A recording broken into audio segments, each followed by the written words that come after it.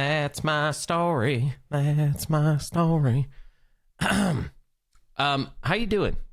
I'm pretty good. It's spring, which feels very Spring is appropriate, Yeah. since we're doing the Arborec episode. The flowery plants. The That's plants are right. coming back They're in real blooming. life. It's beautiful. It's a Yeah. beautiful time in the world, and it's a beautiful time to be an Arborec fan. Yes. That's so everything's true. Great. Everything's great.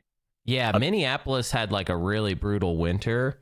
So yeah, there's been like 2 weekends now in a row where going outside feels good and just feeling like the power of the sun. I'm experiencing a lot of photosynthesis, I feel lately. I'm taking in the rays and turning it into to energy, The one part that's kind of like different for me, I live in Virginia, and so there's like all sorts of pollen all over the place. Like literally, I took a picture of it the other week because like my car was coated in yellow. Like it's so bad here. Yeah. There's so much of it that comes down. I mean, it's good because we have lots of greenery, but Arborec is definitely taken over down here in Virginia. Yeah. That's a crazy thing about plants. Is like that. It's like there's life. And it feels energizing. It feels exciting, but also like it can get you. It can come after you and take up your space. Like vines on a house. Like taking back sort of Life After People type stuff. If you've ever seen that program. I mean, I should show you my house right now. There's literally green all over the roof. It's coming. Because it's gonna get it's your all house over. It is. Yeah, like your house. If we just left your house there and nobody paid attention to it, eventually the plants would take it back and they would just absolutely demolish it. And I think that's really cool. Like I think that's just like a neat thing. That plants are like so beautiful and nice, but if you turn your back on them for like 100 years, or actually I think it probably takes a lot longer than 100 years. Probably takes a long time, but they'll get you. That's just like Arborec. Yeah, it's slow. Yeah, and it really is just like give Arborec, them 100 years slow. and they'll get you. Yeah. If you played a game of Twilight Imperium with an Arborec player and you were not paying attention to them at all, and you just let them do these things, they would eventually conquer the entire universe. So in that way, I do feel like Dana succeeded in making them mechanically make sense with the idea of the slow encroachment. Because even with Thunder's Edge improvements like Psychospore, it's fairly slow, or at least if it's not slow, it's kind of a march, right? It's like we know where they're going, what the goal is going to be, and it's just going to happen like one little step at a time. But before we get into that, like the guide, the meat of today's episode, I want to talk a little bit about where we're at as far as like this is the beginning of our latest micro series. I talked about this a little bit last week with the Ultimate Guide to Exploration, as in like that was the beginning of like the idea of an Ultimate Guide experience. But I just want to say, like, we've talked about the factions a lot on Space Cats Peace Turtles. It's been like the core function of the entire podcast, and it's kind of exciting to be here this week knowing that this is the first time we're doing this lap. And this could be the final lap. I'm not really sure there will be a need to go through all 30 of these factions ever again. I think the likelihood of there being like another expansion is pretty low. Probably, and Codex 5, I mean, if it changes things up, it's not going to change things up for many factions. It might change things up for like a faction or two, right? Oh, like, is that a scoop for us? Do you know something? I really have no idea. What do you know, Hunter? I think Codex 5 actually won't really mess with the factions much. I think it's just going to be other extra stuff, That's what I think. I mean, I could guess some things that would be fun, some things that would be on my wish list for Codex 5, but that's not what we're here to talk about today. It's true. That's not today's thing. But yeah, I just I'll say my thinking though real quick. Okay. The codices at one point were talked about as if they would all be collected and printed, and that didn't happen, and instead they just got folded into Thunder's Edge. Now we have all the codices are a part of that expansion. The idea of there being like one more, or let's say there's even two more. Let's say there's a surprise Codex 6. The idea of those being so substantial that you need to have them printed would kind of undo that. Like, I feel like they should almost all be supplemental extras and not stuff that you're going to incorporate into every single game, like an Omega Agent or Commander or Promissory Note. You get me? Does that make sense? It does, but like we had Caleres as a Codex faction, right? First. That's true, but then again, Codex Thunder's Edge made Caleres official. So like you have a place you can go now to get that printed. So anything like super essential, I don't know. It could just be like, you know, Dane might just be like, hey, I got this fun idea for some other faction that we don't have yet, and I just want to see it happen. And like maybe something like that could happen. I don't know. I believe that. I believe like maybe another faction might be a great idea if what it is kind of a rough draft for TI 5th edition or something like that. Yeah. Or who knows? Maybe we have no idea what we're talking about, and there is going to be another expansion. Because, I mean, obviously, this one, Thunder's Edge, I'm already tired of it, right? Like, I mean, it's kind of over. You're at this tired point, of it? You're tired of it already? Like, we haven't had it that long. No, it's just, but it's kind of over now. Let's be real. You know, it's like how many games of Thunder's Edge do you think you played? Phase. We're past the hype phase, right? Yes, the hype is over. But I mean, okay, so for me, and mind you, this is down from like what I used to do, but I've probably played like, I don't know, around 30 or 40 games of Thunder's Edge at this point, like post-release 30 or 40 games. So that would be, that's pretty consistent. I would say that, so we're like 6 months out. So that is absolutely, I'm probably not at, well, if you count async, I'm probably. Well, I am counting async with that too. Yeah. Then definitely somewhere in that 30 to 40 range. But I played 3 games thus far as the Arborec. And I guess I say thus far, I'm probably done. I'm probably not going to play more Arborec for a long time. Not for a while, anyway. Yeah. How many, did you get any research games in? I did. I did like 3 research games for this. Oh, nice. So we've got 6 games of This is like the most research ever for a Space Cats episode, by the way. Like, not to give it away there, but 6 games. 6 whole games. That's the top. Yo, that's not how me and Matt did it, okay? It was somebody was going to play. It was my turn. I played 3 games. If it was Matt's turn, he played games. And this is a time where 2 people have showed up. We've done the same amount of research, and I think 3 games is more than enough to know like how you feel about a faction. So there you go. I'm saying it the way I say it because, like, you know, both of us obviously have done streams and we've watched other games where Arborec was there, so we've got some stuff and also like a little bit of like pre-release playtesting and stuff. Yeah. It's in the wild. It's been like around 3 games. Yeah, I'm curious. I don't know if we could cut this if. I never saw any of the other versions of Psychospore, so I don't know like what else there was. I think I didn't actually look at this one, to be honest with you. I do think that it changed a little, but I don't remember what the old one was, to be honest with you. Yeah. I always liked to think that the things that I say on the show have like a big effect on Dane's thinking, even though like I have no way of knowing that, and that's probably not true. But a long time ago, we did an expansion wish list episode on this show, and I said that it would be cool if Arborec could spend infantry in order to move. You remember this?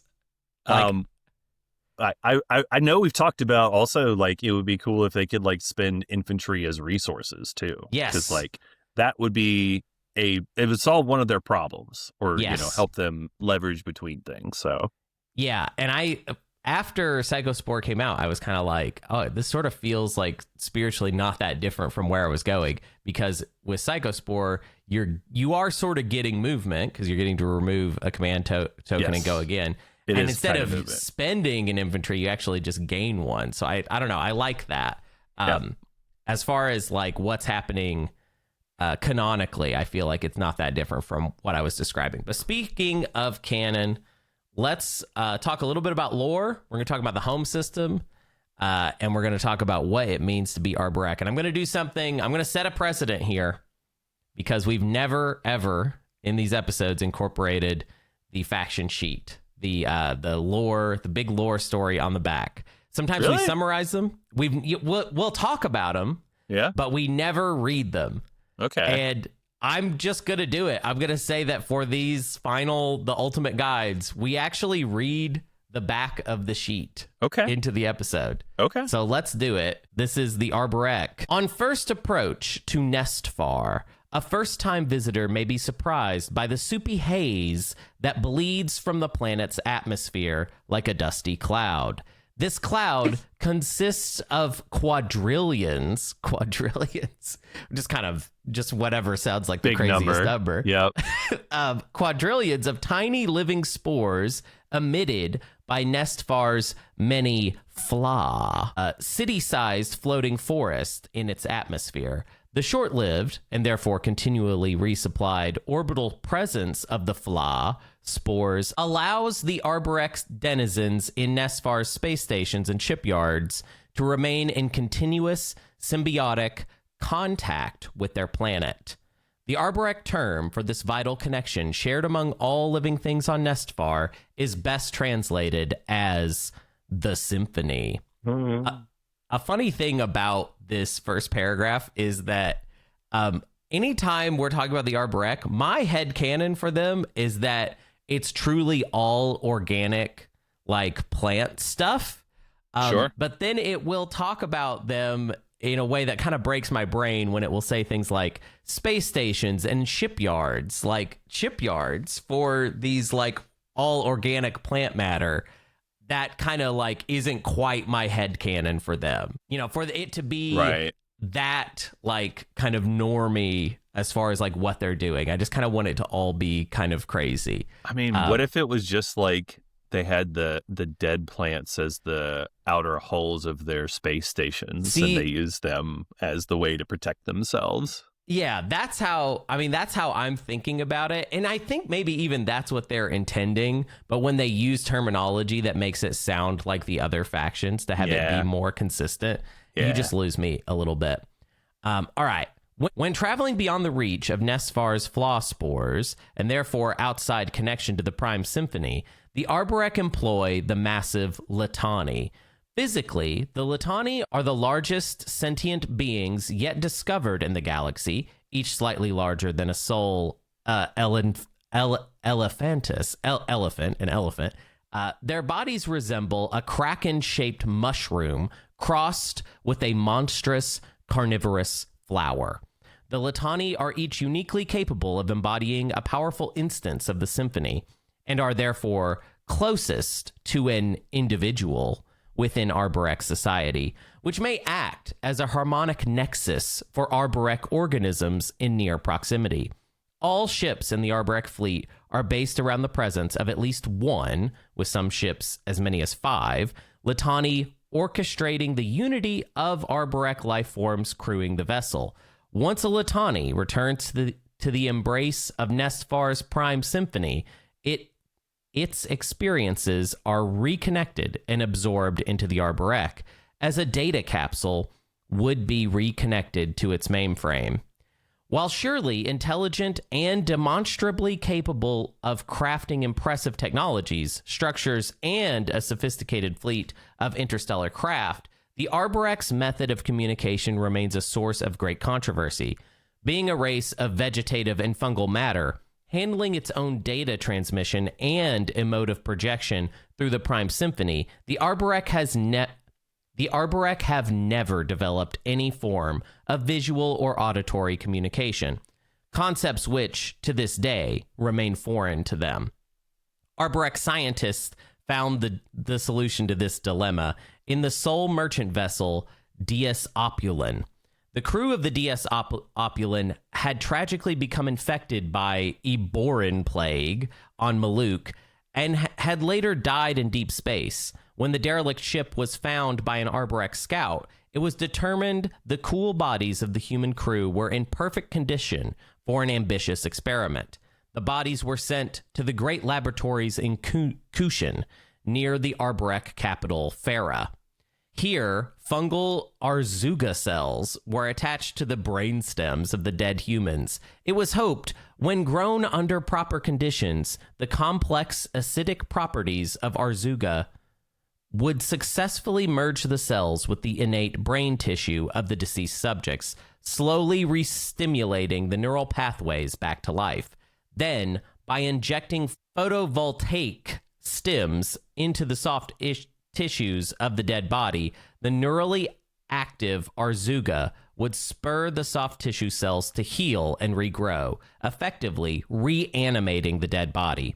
Symbolically attached to the host body, the Arzuga fungi evolved into a new being, one which the Arborec call the Derzuga. Their Derzuga were the missing link between the symphony and the manifestation of physical communication that the Arborec lacked. Over the following few decades, the Arborec eagerly acquired additional test subjects. Human bodies seem to work best and are the most frequently used, but Letnev, Winu, and extra bodies are also commonly used as a Derzuga host, establishing a sizable diplomatic and trading corps that have become the basis for the Arborec's interaction with the rest of the galaxy. The Arborec insist the host bodies of the Derzuga are devoid of the expired individual's consciousness, with a cultural relationship to death rooted in the natural cycle of decomposition and regrowth. The Arborec have little understanding or sympathy for those who vigorously protest against the bodies of their citizens being reused. Some use the term enslaved in such a manner. Ultimately, despite the objections of the dissident races, the Arborec were admitted as a member of the Galactic Council. The potential wealth of foodstuffs, medicines, and other treasures of Nesfar proved effective in overcoming any objections. While the Arborec insist that the past knowledge and experience of Derzuga bodies do not persist beyond this reanimation, there are some who suspect the Arborec do not tell the entire truth. Such theorists can provide many examples in which the Arborec seem to have come upon information or intimate understanding of other cultures that seem inexplicable otherwise. It's interesting that the lore for the Arborec is so focused on a potential like story thread that I feel like we never really got back to, which is just the idea that the Arborec are collecting, you know, sort of conscious experience in addition to these bodies that they're using for various tasks. But they are obviously one of the most interesting and original characters in all of Twilight Imperium. One thing I find confusing about it, though, is when you're reading about them, they do sound like a collective. And then when you look into the population number, it says one. Yeah. Right.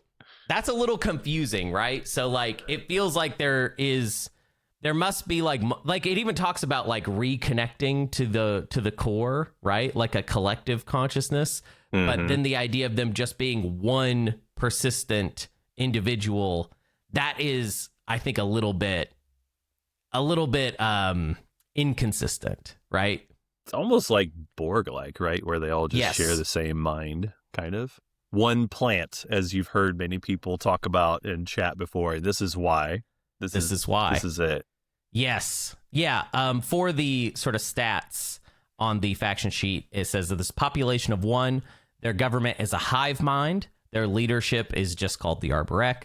Their disposition is mysterious, and their tendencies are expansionist. I just want to say, in reading through the lore sheet, I'm disappointed that they don't have Daxiv as part of their tech path. Like, starting with Daxiv would make so much more sense thematically, I feel, than what they actually have. And mechanically, it also probably would be better for them, too. But that's a whole other thing. Yeah, I feel like that's something that we talked about a long time ago, which is that it feels like the reason they were assigned Mage and Defense Grid as their starting tech had less to do with it being thematically appropriate and more just that Dane had run out of like space. And Daxiv was obviously given to the Necrovirus, which is the other faction that feels very much like a hive mind. Right. Really, we've got like 3 hive minds on our hands, actually. We've got Arborec, L1Z1X, and Necro. So we've got a lot of hive minds here. And yeah, I feel like Daxiv would have been appropriate for any of them, and it just feels like Arborec got the shortest end of the stick, because we can't have, oh my God, 2 factions with the same starting tech? That would be, how horrid. That would never happen. We would never do that. Why would that happen? I mean, that's just so boring. Also, I decided to look up the system that the Arborec live in is called the Faruban system. However I want to pronounce it is how it will be pronounced. And because we have a canonical map, I was like, oh, I'll look up like where it is. It's kind of like in the northeastern like kind of section of the map, and it isn't really close to any like notable other systems. Like the closest like rival home system would be like the Hakan system, and then like the Yin. It's sort of close to like Abyss Freya on the canonical map, but that's something I kind of want to work in as we go, is just like giving you an idea of where all of this stuff is. So it's sort of like the Arborec are kind of towards the outside of the center of the galaxy. They're not like a very, it doesn't feel like they're meant to be a focal point of anything really, which is kind of a theme. Like either a faction is going to have lots of neighbors or like almost no neighbors is kind of how they do the map. But the home system is very straightforward. It's just one planet. It's called Nestfar. It is a 3 resource, 2 influence planet, which is that's kind of bad. And the flavor text reads as follows: the fungal world of Nestfar is home to the symbiotic Arborec. Nestfar's orbit is filled with flaw spores that extend its symphony. So kind of not very fun flavor text, because the flavor text is basically just like, this is the Arborec home system, essentially. And it doesn't really tell us anything we don't already know. But it is a 1-planet home system, so that's good. However, the 3 resource, 2 influence stats is quite bad, and more than a little frustrating. But before we get into all the strategy stuff that we want to talk about, that we are going to talk about, I'm going to go ahead and have us take a quick ad break, and then we'll learn about how to play as these guys. So We'll be right back. And we are back. It's time to get into the part that everybody loves, that you're all here for, that some of you, I guarantee, skipped to this point for. It's component overview time. Let's talk about their starting units and tech. So their starting units is some of the worst. We've got 1 carrier, 4 infantry, 1 cruiser, 2 fighters, 1 PDS, and of course 1 space dock. And they start with Majin Defense Grid, which has been done over a couple times now and is finally in a good place, basically. And it is appropriate because they have 2 structures at home. So at least whenever you use Majin Defense Grid, you are getting 2 infantry. One thing that I do think is funny about that is sort of undoes the downside of mitosis, right? It does. Like, yeah, it does. Yeah. Which is odd. They are a 3 commodity faction, and they only have 2. They have 1 ability, technically, but they have 2 as far as functionally. Their 1 text ability is called Mitosis. Your space docks cannot produce infantry. At the start of the status phase, place 1 infantry from your reinforcements on any planet you control. The old joke on this show was like, oh, wow, they only have 1 ability, and it's kind of a downside. They can't produce infantry. What is up with that? Now, obviously, because of Major Defense Grid, they can get a bit of a rebate for activating their home system, or anyone, for that matter, activating their home system. They get a little bit of infantry out of that.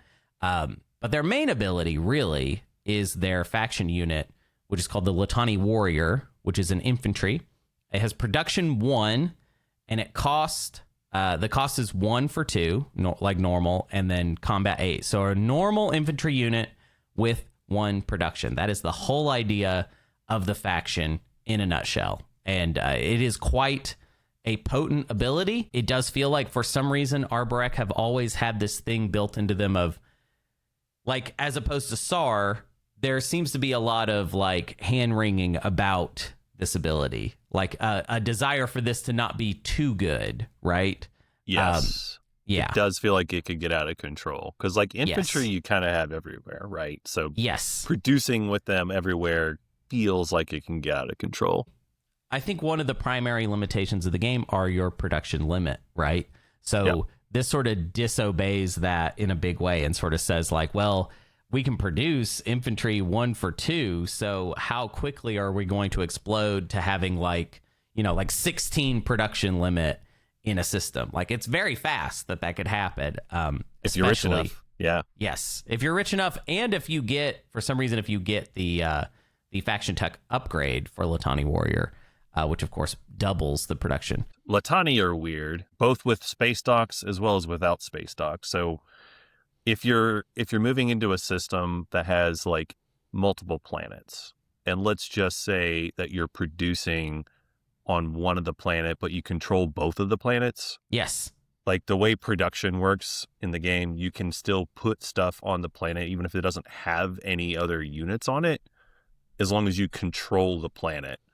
It doesn't matter that the Litani are on there or not. So like that can come up sometimes. And also like if you have like a dock on one planet, but like infantry on the other planet, your infantry that you make can be with the space dock. It just has to be produced by the infantry that are there. It's kind of a weird thing with them. That is weird. Yeah. Because normally, so if it's just with space docks, then you wouldn't be able to put infantry on a planet that you don't have a space dock on, for instance. Yeah. Right. And to what your point was, now with Magen, when you activate the space dock, you get an infantry first. That infantry can then produce other infantry. So Right. Yeah, so it does feel like the production rules, you kind of have to know like the nitty-gritty of them. Although for Arborec, besides the fact that your space dock can't make infantry, which again, like, is that even going to come up now? I'm not even really sure it's going to. Yeah, it's just really not going to be much of a thing. But you just need to be aware that production is kind of pooled and very favorable to you. It's not really ever going to be much of an issue where you end up placing things or not. Also, like, if that wasn't enough, let's talk about their flagship, which kind of is very underutilized, and it sort of doesn't have a place anymore. It feels like Prophecy of Kings kind of made it redundant, and now it feels even more just kind of like, what is the point of this? But the flagship is called the Duha Menaemon, and the text ability is, after you activate this system, you may produce up to 5 units in this system. Flagship stat-wise, it's cost 8, combat 2 on a 7, movement 1, capacity 5. Now, capacity 5 is okay. That's kind of my favorite part, really, of it. Carrier 2 is like kind of Christmas land, like, oh, it's a wish. A wish for Carrier 2, Arborec. And this is kind of an approximation, I guess, of it. The fact that you can produce after you activate is mostly useless because the flagship has to not move. It has to be that you're activating the system where the flagship is already there and it hasn't done any movement, and that's the only way that you can use that production. It's also only 5 units, which you might have more production in the system if this is like your main, Arborec producing place. And at some point, your production limit gets so high that it just doesn't really matter whether you're doing it after or in the normal step. So I'm not really sure like what the situation was supposed to be like for this flagship, right? Like, what was the idea here? Like, maybe if you're really trying to lock down a key system that you already control, if you're on Mechatol with your flagship or Styx with your flagship, maybe there's a world where that matters. But I agree with you. It doesn't come up very much. Yeah. The mech, also, I would say, of the various other components that sort of step on this ability, the mech is absolutely one of them. It's called the Litani Behemoth. Its text ability is deploy. When you would use your mitosis faction ability, you may replace one of your infantry with one mech from your reinforcements instead. So this is like you either gain an infantry on a planet or you remove one of your infantry and place this mech instead, which, to be honest, most of the time I'm actually probably going to utilize that ability because the rest of what the mech does is pretty good. It has sustained damage like all mechs do, has production 2, and it has planetary shield. Do not forget about that, because people always get surprised that they can't bombard you. And that's because your mechs have planetary shield. Besides that, it's just a normal mech, cost 2, combat 6. Litani Behemoths are great, and they also... There's a lot of stepping on themselves, Arborec. So, like, the mech exists, so why would you need the flagship? Also, why would you even need... I sometimes argue that we now don't need Latani Warrior 2 because of this mech. Like, yeah, it's getting the production out there, and we're getting the mech for free because of the deploy, right? Yeah, it's not there's like some edge cases. Like the main argument for Latani Warrior 2 is like, now if you can get to a Scar, like that's probably your first choice of what you would want, because a unit upgrade's still always going to be useful for objective scoring, even if you can't really spend all the money. Like, I think you see Latani Warrior 2 a little bit more than you used to. Overall, yeah, the mech mostly steps on its toes. That's true. Yeah, because you only need as much production limit as you have resources to build units anyways. Right. So if Latani Warrior 2 might be like, yo, I could build 30 stuff on Mechatol, and it's like, do you have the money to build 30 stuff? Do you have $15? Yeah, oh, no? Like huh. Neat. Then I guess it doesn't really matter that you could build that much. Right. If you have 4 mechs, which you're getting for free, or, I mean, even if you decided to build like one, which would be fine, by the way, you're still going to have at least 8 production limit just from that. Like, being able to pump out 8 Latanis...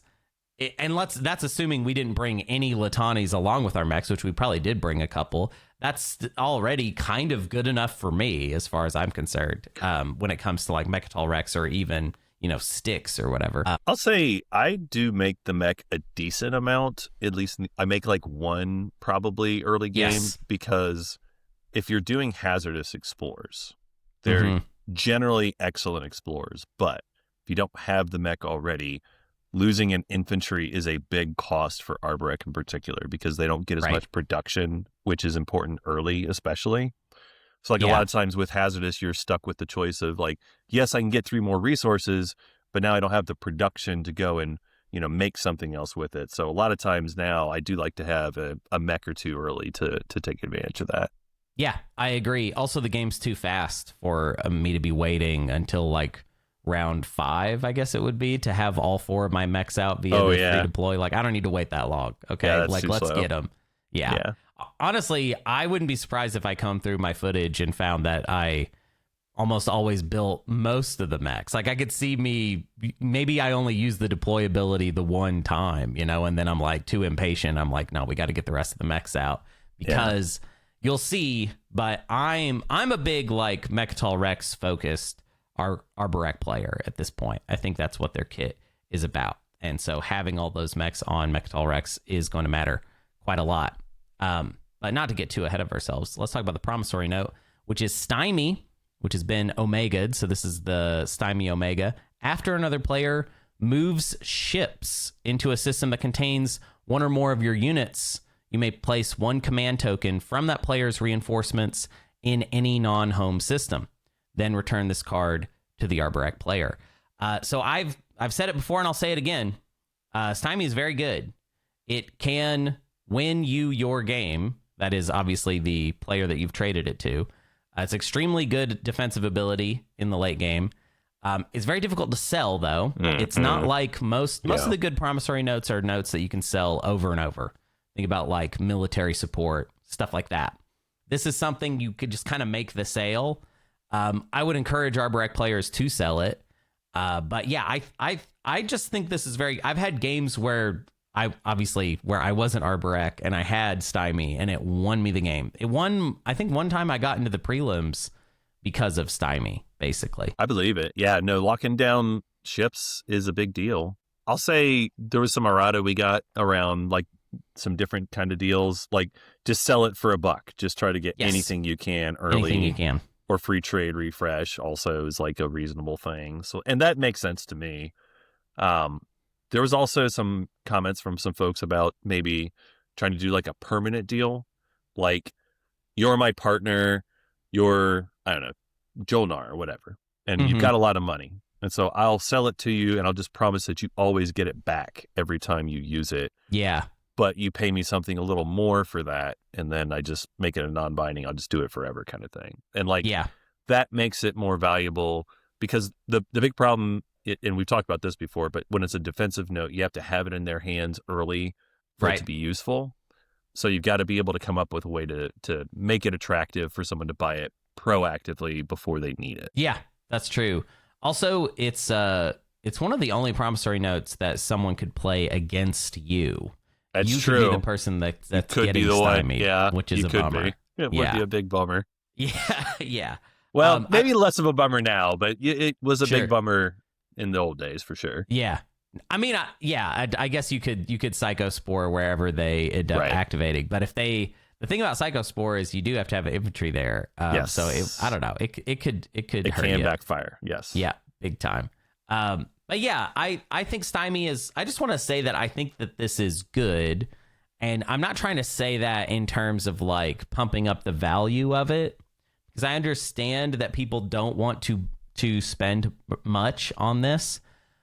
But I think if I'm a rich faction, I probably wouldn't mind sort of offering it, like just throwing a few more bucks Arborec's way. Like, I just don't really see what my loss is on that. And if I have the trade goods to spare, Stymie, especially for a guy like me that starts the game being like, all right, well, we're going to start talking about like slaying me round 2 or whatever, whatever ridiculous situation it's going to be. So the value for you is way more than 2 trade goods. It's astronomical. It's worth like 5 or 6 trade goods. So you are actually getting a great deal buying it for 2 because you're going to get slayed.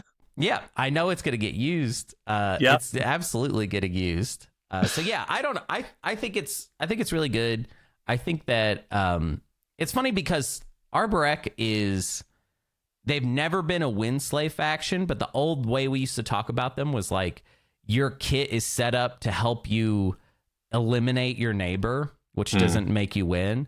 That has been fixed. I'm happy to go ahead and report that Thunder's Edge has fixed that problem. You now have exactly the perfect component, I think, to make it more like you have a goal, and it's a positive goal. It's not just like make things horrible for one player. It's like, no, you should do the stuff that people do to try to win the game now. And I think that's why like people are feeling that they're better. Or you could just eat your neighbor. You could do that. You can still eat your neighbor. Yeah. You can do that. That option might even be better now, as far as like if you just want to easier. be mean. Yeah, it's definitely easier. Yeah. You're just definitely encouraged to also play the game. So like, I don't know. I'd rather play the game. Over here at Space Cats Peace Turtles, we do try to encourage you to play to win the game. You play to win. we are a play to win podcast. Let's talk about these faction texts because they're not very good, and then we can talk about the breakthrough for a while because that is good. First up is Litani Warrior 2, which we've already talked about a little bit. It is the upgrade to Litani Warrior 1.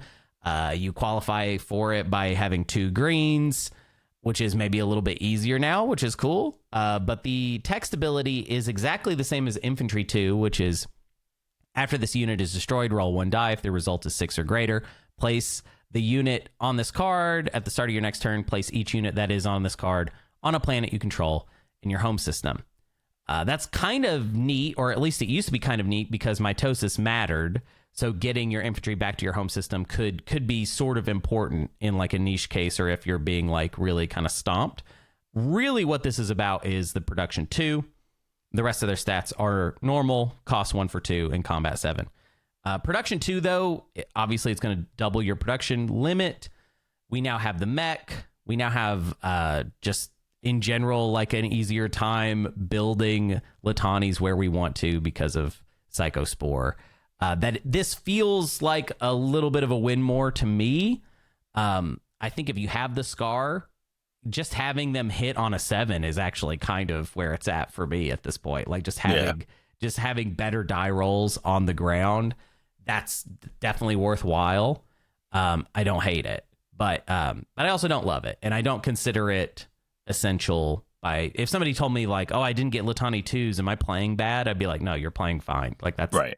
That's normal stuff. The one place where I think it is nice is like when you're talking about holding down Mechatol or holding down Styx and being like, I didn't win with as many units as I wanted to, because they can be big battles, X-89, whatever, fight through it, and so it might be you only had like 3 infantry that survived that battle.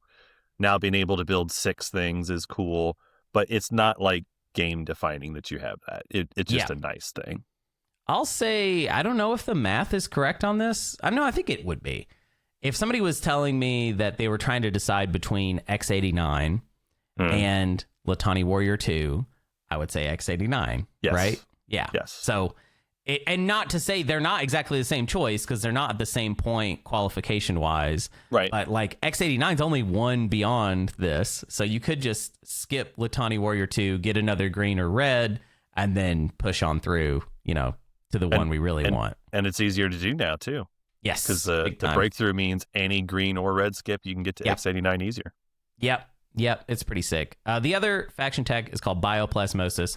For some reason, it has the same qualifier. It's also 2 green. I'm not sure why. I wish it was like cheaper so that maybe it got thrown in a little more. It also has, I would say, one unfortunate like kind of wording thing that like drives me nuts. But at the end of the status phase, you may remove any number of infantry from planets you control and place them on one or more planets you control in the same or adjacent systems. So it's infantry only, which I think kind of made it, once we got to Prophecy of Kings, that kind of ruined it. I don't think it was even that important before. Yeah. I also don't really like the one or more planets you control, because obviously in the Fracture, that ain't doing nothing. That's just completely useless in that place. And honestly, it's not even really very helpful for Mechatol. So I'm not really sure what it's for, but it's there, I guess. Yeah, I don't love bioplasmosis. I don't ever get it other than if I've got that one secret that requires it, or if I'm like super rich for some reason and just like sit in the scar with another token just to get another like green prerequisite towards X89 or something like that. But that's like a 1% thing. That's like almost never happens. Yeah. I guess for 2 green, it would be like this or like Hyper. Maybe this is better than Hyper. I don't know. Actually, now that I hear myself say it out loud, I think I would rather have Hyper, though. I know I'm getting something with Hyper, whereas Bioplasmosis, I might not even really use it.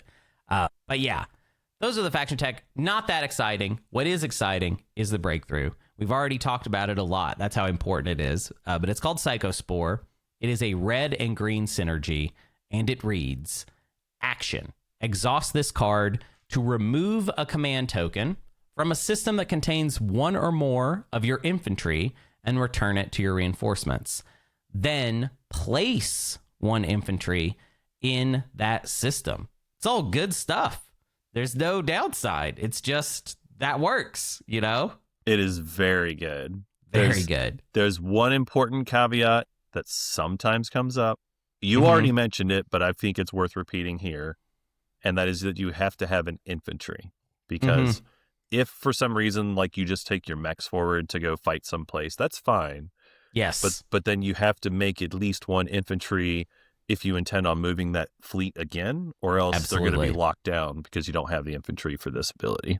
Yes. Don't mess that up. Always make sure to have a Litani with any. And that also means, like, if you decide to go into space, like you might not be going planet to planet. If you move into space, you need to bring a Litani with you, which you probably will anyways, because that's just good Arborec play. It's the best. If you're a really good Arborec player, what you will do is at some point you will build in space. All right. That's the sign that you are, in fact, that you've graduated. If you've ever done that in an Arborec game, you don't even need to listen to this episode. You have learned the final lesson. That's all there is. That's the last one. You've ascended all the Jedi. You're the final form of the Jedi. You've learned all the powers. You've built in space. You've done it. I just feel like that's the sign of an Arborec master. Like if you're at the point where you are moving your Litanis into space and like staging them that way, I just think that's high level stuff. Here's what I like to talk about with Psychospore. So let's pretend for a second that you're not going to get any blue tech. You know what? Let's pretend you're not going to get any tech just for fun.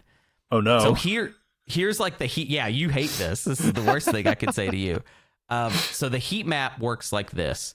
We go from home system to adjacent to home system. We Psychospore. We go to adjacent to Mechatol Rex. Okay, that's the end of round 1. Round 2, to Mechatol Rex to take custodians. We Psychospore. We go into the Fracture. Yep. All right. So we're at the egress. This is the end of round 2. And I'm not saying this isn't a direction. I'm not saying you have to do it this way. I'm saying let's describe what the Psychospore can do and how quickly. Yeah. And then round 3, we move further into the fracture to be next to Styx. And then we Psychospore. End of round 3, we can be on Styx. That's crazy. And with that fleet that you brought into the Ingress token, like part of it can go off the other direction and take some relics on those other planets too. Yes. Yeah. If you're For having sure. a good enough game, these are all things you can do. Absolutely. Yeah. So it, as just one component in the game, the fact that it enables you to do all of those things, building at every activation I mentioned, you could be building a bigger and bigger, ball of ships and more Latanis. Like, for sure, by the time you get to Styx, you will be ready to take it. So yeah, I think it's incredibly good. It basically changes everything for them, and it does make it, because of what I just described, like, that's all focused on winning the game. Mm-hmm. That's Custodians and the Styx point. That's 2 points right there. Yeah. And it was not... Or Imperial. Okay. Or Imperial. Yeah. I mean, you don't have to leave as quickly as I described. In fact, there will be reasons for you to stay, obviously. Like, you should just stay on Mechatol for a while and get some value out of that. But if, for some reason, we're speedrunning it as Arborec, that's how fast you'll get to where you need to go as them. That's also assuming, the fracture is a variable. It's not always going to be available. But yeah, which honestly, with the fracture not in play, it's kind of even more fun, because then you having Mechatol Rex locked down is an even bigger deal as far as any potential bonus points that anyone can collect, and you can shut it down like nobody's business. And yeah, the fact that you've gone from being a faction that, didn't have any way to get blue tech, so therefore getting Custodians was almost like a non-conversation with them, to where now they have a component that reliably will get them potential access basically every time. That's just such a huge change. So yeah, that's the big Thunder's Edge thing, and it's pretty massive, and we will continue to talk about it for the rest of the guide. But just to finish up their components, let's talk about the leader suite. First, we have the agent, which is called Latani Osfa. I'll read the flavor text as well. Oh wait, I'll use an effect for this since it's a character. I am Arborec. Even the smallest spore may grow into a towering structure or a mighty vessel of the stars. I wish my spores to grow strong and tall and wide, and so I send forth my Latani. Through them, I unleash the full potential of myself. All right, that was the flavor text. The actual ability is action. Exhaust this card and choose a player's non-fighter ship. That player may replace that ship with one from the reinforcements that cost up to 2 more than the replaced ship. Something changed with this for me. I don't know if you felt this. In Prophecy of Kings, the way this worked was I turned my cruiser into a carrier, and I would continue to use it, but it felt like it was never clever ever again. And for some reason, because of Psychospore, or just because of changing dynamics, I keep using this a lot. And feeling like, oh, I can save some money over here, turning this cruiser into a dreadnought at the right time. I've even turned a carrier back into a cruiser for a reason that made sense. You know what I mean? Sure. I don't know what that is though. I don't know if that's just me being more creative with the component, or if truly something has, I guess if they're better, then you'll find more opportunities to use this. I think some of that comes to, if you're richer or if you're in a game with rich factions, that can change some of that math too. Because one of the things that we could talk about is scuttling units, right?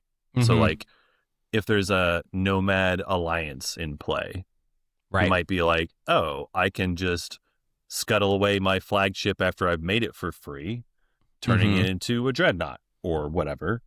Yeah. And then building the flagship for free somewhere else. And in TE, there's also Industrix now, which does a similar kind of thing. Mm-hmm. Let's say you get, War Sun's research and you got Industrix. Now you can make your free War Sun at the end of the round. And then if you're going to have another one coming later, you could scuttle one of them turn it into a dreadnought and go and make another one someplace else. Or, you could do it for yourself or even other players if it makes sense. I don't know how often you're going to do it with other players, but, that's your creativity to limit it there. Yeah. I think it comes up a little more now. It's definitely something that in the past was just about fixing their starting units that I feel like now, I don't know. It's just, it's more exciting to me than it has been in the past. It's important to remember, though, that your starting units is one carrier, one cruiser. So that first round, you are going to be locked into most likely. Yeah, you're going to have to use it to turn that cruiser into a carrier, and that's kind of it. And that also maybe a dreadnought, maybe. But maybe. I guess it depends on what kind of planets we're taking. Yeah. It also, though, regardless, something that is like kind of confusing that we got to make sure that you don't forget is that part of why you have a bad economy, because they have a really bad economy, but they're, in spite of that, they're not a 2 commodity faction, they're a 3 commodity faction. And part of it is that we can't use a trade ship. We have no trade, like we start with one and then we can't use it because we have to turn it into some sort of capacity ship. Yeah. Actually, I have one more question on the Agent Hunter. I heard about this from one of your games, actually. Yes.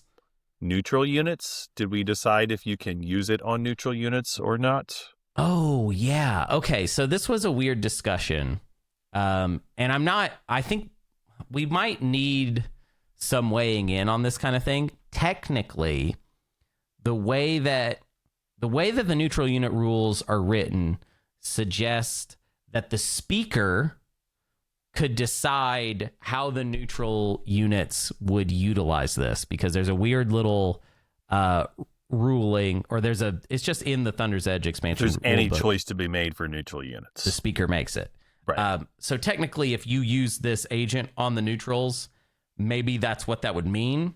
Although I also would be open to Dane just saying, don't do that, or that you can't do that. Right. But if you are, and the issue here is that, if you, let's say your speaker and your Arborec, then you could use your agent on sticks to turn one of those dreadnoughts into you could turn it into a fighter technically, because you turn it whatever you want. Well, I don't think you can do fighter. Oh no, you can do fighter. Yeah. Costs up to 2 more. You could just turn it into a neutral fighter. Yeah. Which that feels wrong to me personally. Right. That doesn't feel like the game being played as intended. But technically, I'm not sure why, what ruling there would be to refute that, basically. Right, because, there are some weird things already, assault cannon on a neutral works because it's considered a player for that. So, there's some precedent. I don't know what the answer is, and frankly, this is one of those that I'll just defer to whatever the rules experts tell me, but yeah, it's at least worth talking about because it may be something that could come up. Yeah, I would say, the issue there is that we have this speaker ruling to kind of fill in gaps, but what we need maybe is specific language that determines whether this is what kinds of decisions can the neutral player even engage with, right? Because it says may. Yes, it says may replace. Right. Replace is a funny verb to have to, ascribe to the neutral player. That just seems weird. And I wouldn't mind personally if it was just here are the verbs that neutral players can interact with, and one of them is not replace, but I would have to then look at all of the edge cases to determine whether that can hold up across the board. But yeah, I don't think neutral players should be able to replace anything. I just don't see why they would. So, sure. But as of now, I think it might be fine to do it the other way until we get a ruling. But yeah, let's talk about the commander. It's called Drzuga Rofal, Peace Through Strength is the subtitle. I'll do a slightly different voice this time for the flavor text. As I grow, I must expand. I send forth my Drzuga into the galaxy so that I may touch many lives. The unlock is to have 12 ground forces on planets you control. What do you know? Not very hard to do. Kind of Happens a lot of time by like round 2, just sort of automatically without you really thinking about it. The ability itself is after another player activates a system that contains one or more of your units that have production, you may produce 1 unit in that system. The timing is after activation. It's not after movement. So what that means is it could be really cool if it was after movement, I feel like. But because it's after activation, they get to see exactly what you're going to produce before they decide even how much they're moving in there. So it's rarely that big of a deal. Sometimes I end up just using it to build another Litani, even, to be honest, like just to maybe make the ground fight a little bit tighter. Make a mech, yeah. Yeah, make a mech. Mech is like the ideal situation, too. Right. Plus, now they can't bombard it. Yes. Yeah. Surprise, you can't bombard. Right. As far as it as a tradable, though, the Alliance, it's I would say it's kind of like in between mid and low tier. Like a lot of times people don't want this because you can use this anywhere you have Litanis, but most people can only use this where they have space docks. So for most people, yeah. We did get some errata on this one that I thought was worth sharing too, and this is from, I think, just the basics. Consider selling the Alliance to Sol because they've got their breakthrough. And if they do make a carrier with an activation, they get to fully load it out there. So that's pretty powerful for them. That's cool. That's pretty cool. Just to make sure that's completely clear to people. Yep. The new Sol breakthrough is if you produce a ship with capacity, you get to also produce enough things to fill the capacity of that unit. So for most people, this is 1 unit. For Sol, it's like it could be 9 units. It could be 9 HP. Well, 10 HP because it sustains. Yeah, it could be a ton of HP in space there. Yeah. Yeah. Yeah, so, that is nuts. So that's pretty cool. And then similarly, Ghosts would be one that you could consider selling it to. The discount. Yeah. Because they got the discount. Yep. So now whenever somebody activates their home system or Malice, they make something for free or cheaper, at least. Surprise Dread, Surprise Mech, whatever. Well, okay. So that actually gives me a question, though. Does it work for just a wormhole, for example, with the Ghost breakthrough? Because does the Ghost breakthrough make it so that the wormholes count as being a unit that has production? Each wormhole in a system that contains your ships gains production 1 as if it were a unit you control. Yeah. Yep. So the answer to that question, people, is yes. Wormholes are units with production for Ghosts. So it does work with that. Wow. Good thinking, Dane. Yeah. We connected some dots there. That one's... Yeah. Okay. So we've got Sol, we've got Ghosts, and we used to have, this is an old one, but we've always had Titans as an option. As far as somebody that went because of Hell Titan. Yeah. Yep. So that's 3 now. And Deep Rot. Deep Rot too, because they have the mech. Mech. That's surprise! Mech. We've got another mech to go with your mech. Why do they have that? Why do they have that? They don't need it. It drives me crazy. Why are they? They're like the best now. Like literally, Deep Rot is like the best faction in the game because of that. Yeah, so this alliance, we've got a few factions. There's some good ones. This is not so bad. It's improved. We went from having 1 faction that would like this to that's 4 now. So that's pretty decent. That's pretty good. Yeah. I think that probably best case scenario is maybe a swap, an alliance swap for a similar type. But honestly, with Sol, like Deep Rot swap would be great. Oh my God, that would be incredible. That would be so good. And I think they would consider it at least. Yeah. If you're the Deep Rot player, I think you have to consider it because you've got money. Sure. And having extra defense would be nice sometimes. That would be pretty sick. Yeah. No, I'm into it. I think that's also with coexistence, that could potentially get really weird. That ability, as far as how many times you could just be building up a weird little ball on somebody's planets. Right. You'd obviously it would have to be a mech that's in coexistence. I'm not sure how that happened easily, but whatever. I put my mech there in your space dock system. Now somebody activates and we both get to build, right? Yeah.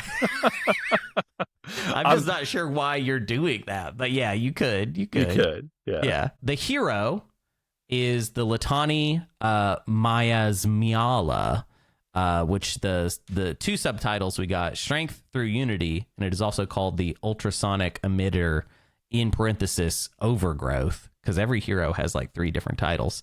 And let's see, what do we want to do this time? Let's go maybe the other direction. Let's do this. And here we go. Here's the flavor text. Wherever I live. No, that's not enough. Let's... Wherever I live, I may put down roots. Wherever I put down roots, I will endure until the last star dies. The unlock is normal, have 3 scored objectives, and the ability is action. Produce any number of units in any number of systems that contain one or more of your ground forces, then purge this card. This was always pretty good. I think it's a little bit better. I think it got smidged up a bit because of the speed of the game increasing and that need to, like, I have now used the hero in the fracture when I'm like staging for sticks, and I just need a little bit more oomph for the sticks take. That's, I think, the cleanest use case for the hero. Also, it helps, like, because now there's a temptation as Arborec to like really abandon, like you really abandon the home system, especially if you kind of go fracture forward. And Magen is there to kind of help you out, which is good. Yep. So things are better than POK. But the hero is also a good opportunity to sort of say like, hey, maybe I should like shore up a little bit at home. And I definitely wouldn't pass on that. Basically, I'm going to have a forward expansionary fleet that I'm probably going to shore up as much as I can, but that's going to be capacity limited. And then any extra cash I can is probably just going to be stacking Latanis back at home, you know? So yeah, it's a good hero. Straight up, just kind of, it's never as grand as it sounds. I will say that. Like most of the time when I use this, I'm producing like 2 systems, like at most. The potential Christmas land scenario for this thing is like, you could make 200 things, and That's true. Like if you had enough money, you could probably actually do that. But like the reality is you usually don't have that many resources. Mm-hmm. You're constrained, and like it ends up being, like you said, 1 or 2 systems typically. Maybe like depending on the objectives, you might like sprinkle around a bunch of infantry on planets to protect them for like some control objective. But like overall, I think sticks is the most common. And even with that, like, there will be some games where it's like you don't have a high resource slice and you end up not even really using it because like the breakthrough already is kind of a mini hero. Because like you can take that one big ball that you've got moving towards sticks and build with it every place along the path there, and maybe you don't need it as much. Yeah. What's a shame about it is that it's more about on the ground. It's better on the ground. Yes. In space, we're always going to be capacity limited. That's one of our main issues now. It was an issue before, but things were going so poorly for us that I don't remember ever talking about capacity limit being an issue. But now we're better. Arborec is better, so we're reaching new ceilings that are the issue. And new bottlenecks. New bottlenecks. As you solve one problem, you have new bottlenecks that have exposed themselves as the new problem that you now have to solve. Yes. Yeah. No, that's true. That's true. I think capacity being an issue for any faction is such a good sign because it means your economy is going well enough to where you're like, how do I move all this stuff around? That's true. I mean, I do talk about Jolnar that way. So that's true. Yes. Yeah. That's one of the worst parts of Jolnar is just being like, yo, I have all of this money, but like all this money. How am I supposed to even utilize all of this? Like, how can quickly? I possibly spend all this money? I'm just, what was me? I can't spend it all. It's so true, though. It's so true. Okay, well, that is the component overview. Those are all the components. Can I talk one more fun story on the commander? I forgot to bring this up a minute ago, but it's actually Quantum Octopus who shared this with me. So there was one time that they had their flagship in some system and someone activated it, and he was reasonably sure, I don't remember why, but that the person was trying to go destroy their greatest ship. Mm-hmm. So in order to point block the person, he produced a destroyer, went over fleet capacity, and got rid of the flagship in order to deny the point. That's the jerkiest move. Oh my God. I can't believe that. Like, I think it's a really cool use. That's like the kind of thing that'll come up once in 400 games or whatever, but it's fun when it does. So that's an extremely cool use, but it is so not niche. Thematic. It is not even what are we doing now? Right. Surprise, what was the story of that? Surprise, we're destroying ourselves before you could get here to destroy us. What is the We recycled our own ship. Hey boss, I made you a trash can. Yes, I made you a trash can. I'm not sure what that got us, only in a world where the people of Twilight Imperium are aware of the objective system, the victory point system. It's the only way that makes a lot of sense. It's the only way that makes sense, and it just doesn't. That's just not how it works. But that's a great, oh my God, that's a great use case for the commander. So I hope more people do that. Okay, but that's it for the component overview. I want to try and pack as many sections into these ultimate guides as possible of what are all of the things that we would ever want to say in regards to these factions. So one thing that has been missing from older versions of these episodes is talking about drafting. And it's been a requested topic for a really long time. So here it is. We're going to bring it in. And also drafting and talking about drafting with Thunder's Edge, it's gotten better. It's easier for me to talk about drafting in the context of, fracture, breakthrough. These systems make it more enticing. It used to just be we would talk about drafting and I would just say something like, I don't know, get biggest numbers. Yeah, big number, big please. Number go over. What else am I supposed to tell you to do?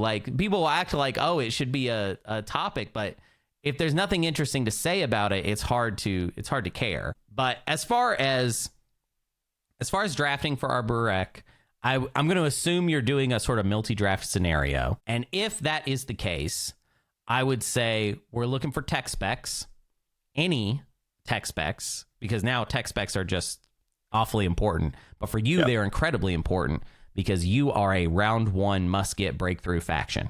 So what that means is if you have access to a tech spec that you can get to that's one movement away from your home system, whenever diplomacy pops, either because you have diplomacy or somebody else has done diplomacy, hopefully you can refresh this tech spec and then spend it for your breakthrough.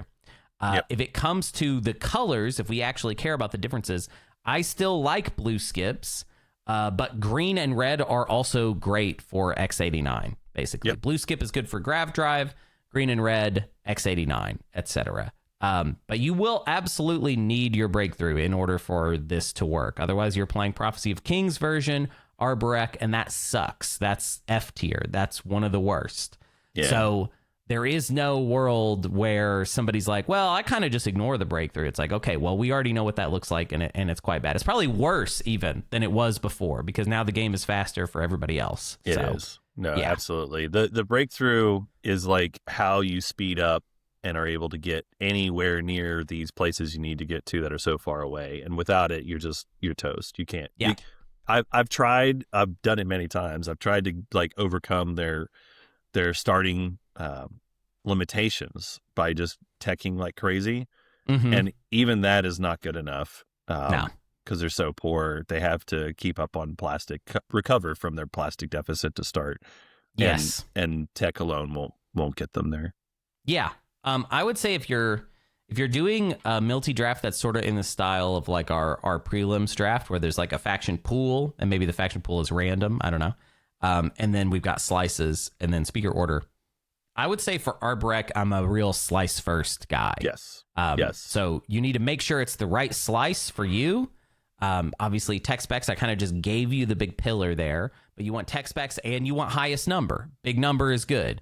If we're talking the difference between influence and resources, I never like that as a metric because I always want influence. You always need influence because that's your action economy, and that's super important.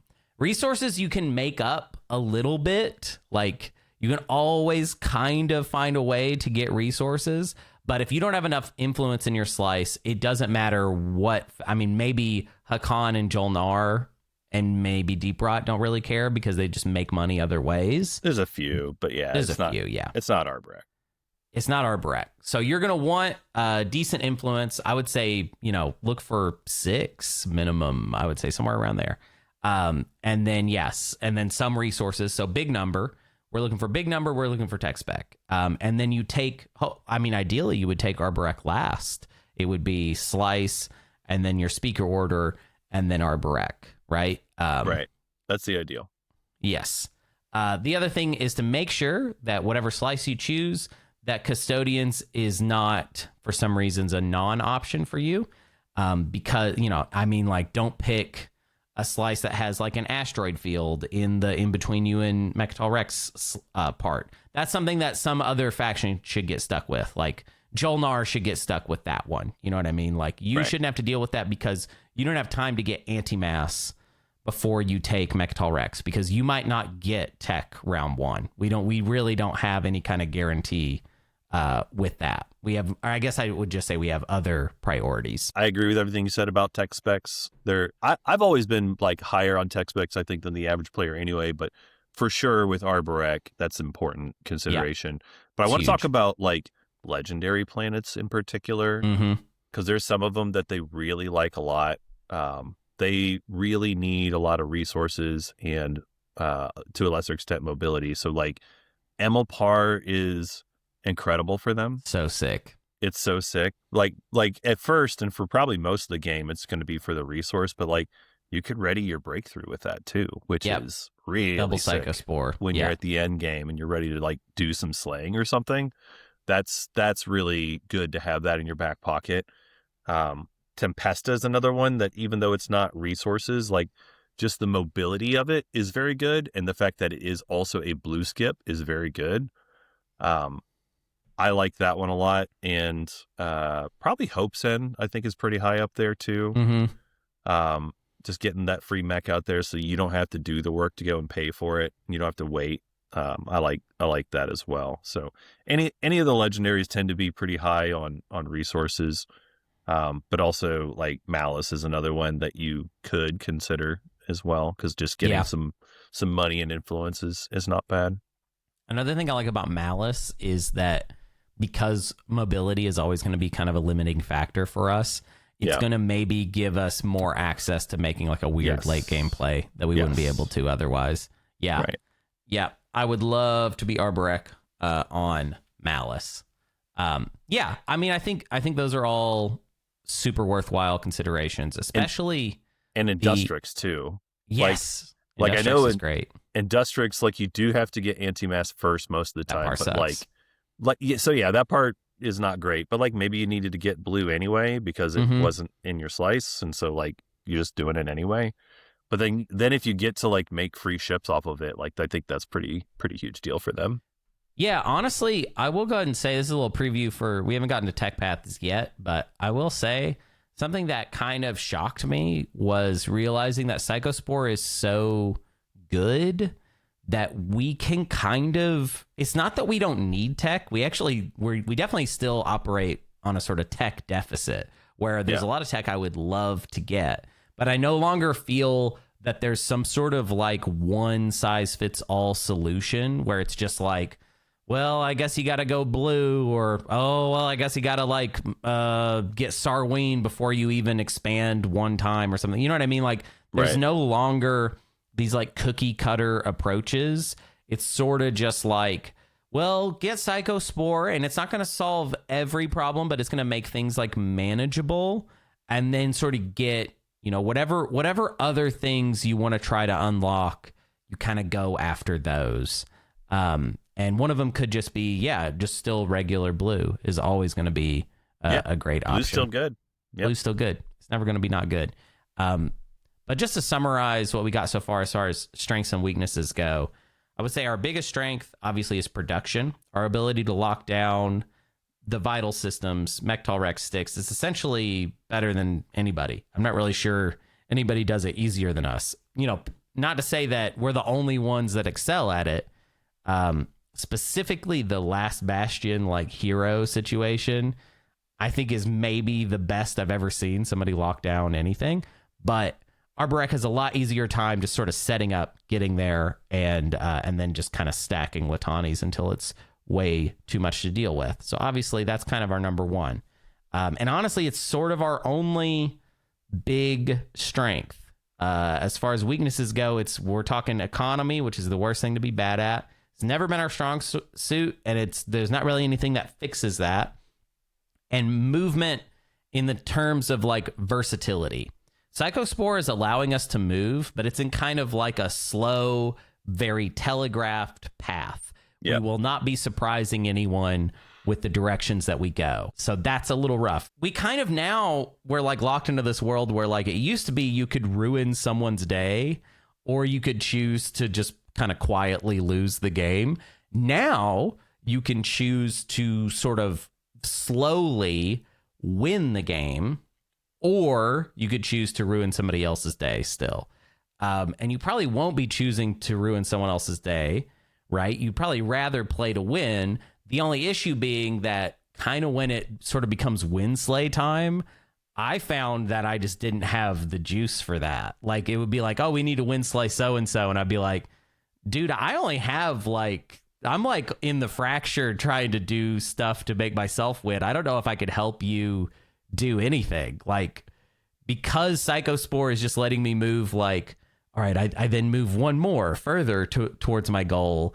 By the time it was, time to stop anybody from doing anything, I just felt like I was locked into a very slow path. I don't know. Does that make sense to you? It does. I think without like a ton of tech, it's hard for them to get into a bunch of wind slaying. There's some options. We talked about Malice a little bit already, which I think is a reasonable way to do it. It's just that a lot of games you don't find yourself going towards Malice because it's just not as important as like taking Mechatol and getting your Imperial point there, or going for Styx and getting your point there. So like the objectives point you towards those things instead. But if you were trying to win slay, Malice is usually a little bit closer and giving you options to where you're going to go slay somebody.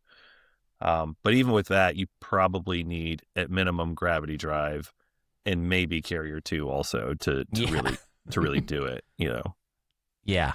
Yeah, and it's kind of a big ask, especially with no skips. If we have some skips, then maybe if we have the right ones. Or Deep Rot. Deep Rot makes everything better, right? It's true. You should just only play with Deep Rot. If Deep Rot's in the game, then you should play Arborec. Honestly, if no one's going to play Deep Rot, why are you even playing? You may as well just be like, no, let's not. Let's play some other time. Yeah. Yeah. I want to talk about something that I'm curious where the pre-errata was at. I was recently on Cardboard Crash Course with Ethan, friend of the show, Ethan from Cardboard Crash Course, who's probably listening right now. And he said something about breakthroughs that I thought was interesting, which is that he said that you should just throw the secret in the garbage in order to get the breakthrough. And that's not necessarily how I live my life. But Arborec is somebody that absolutely needs their breakthrough. But do you ditch the secret for it? Is that how far you go? What do you think? I'm willing to do it if I have to. Yeah. Like, it's important enough that if that's the only way I can do it, I am willing to discard the secret. But I would say, generally speaking, it's hard to overcome that because, like, unless you're getting DET and maybe getting an extra chance at secrets somehow that way. And like, even with DET, you're not usually like a big DET faction. Like, you don't spend your tokens that way. So like, it's very hard to overcome that. And you have to hope that the new secrets you draw rounds 2, 3, and 4 are all scoreable, which is not super likely as Arborec. There are a number of them that are tough to just do when you have to pivot. I don't love it, but I will do it if I have to. My preference is to do what you said, take a higher draft pick and take something planning to get my breakthrough with it. Like, and you have to be a little thoughtful with it, right? You can't just blindly take Diplo because, hey, I'm going to get my breakthrough with it.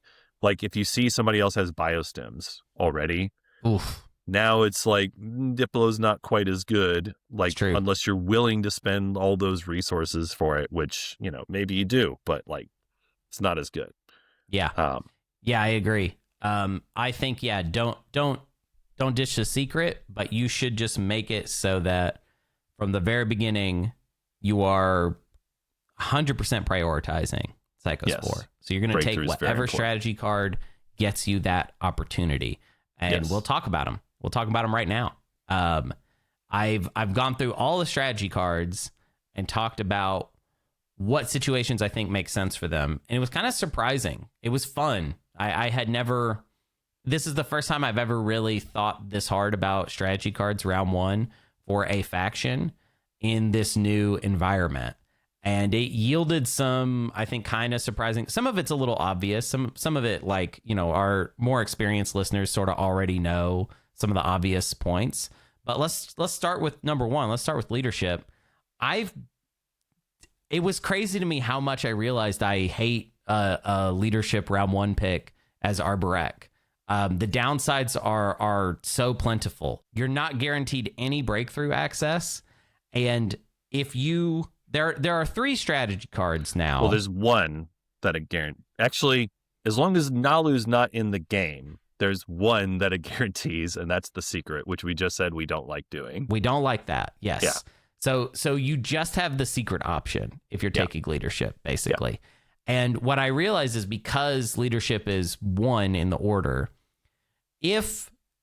so like in any situation where you can't get it from the primary, which is what you want, right? Like you want the primary of Diplo and you have a tech spec and nobody has biostims.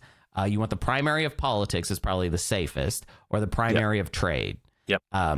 All 3 of those are going to get you your breakthrough, and no one's going to be able to get in your way.